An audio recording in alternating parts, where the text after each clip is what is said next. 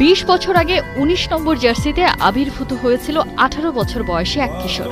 সে হতে চেয়েছিল ফুটবলার, কিন্তু হায়, ঈশ্বর তাকে বানিয়েছেন গড অফ দ্য গেম। সে জিততে চেয়েছিল বিশ্বকাপ, বদলে তার হাতের মুঠোয় গোটা বিশ্ব। বুয়েনোস এইরেসের শেষ ম্যাচকে সামনে রেখে এজেইজা ট্রেনিং সেন্টারে এমনই চিলমুড়ে হাজির এলান্টেন। লিওকে একটিবার দেখতে সমর্থকদের ক্লান্তিহীন মধুর অপেক্ষা। কে জানে এই পাড়ায় আর পা পড়বে কিনা ঘরের ছেলের। বিশ্বকাপ বাছে ডাবল হেডার শিডিউলে আর্জেন্টিনার প্রথম ম্যাচ ভেনেজুয়েলার বিপক্ষে। ঘরের মাঠে মেসির শেষ ম্যাচ বলে কথা, স্মরণীয় রাখাই চাই। দলের সবাই অনুশীলনে বেশ সিরিয়াস।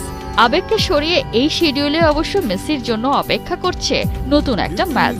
এই ম্যাচটা তাই লিওর কাছেও ভীষণ স্পেশাল।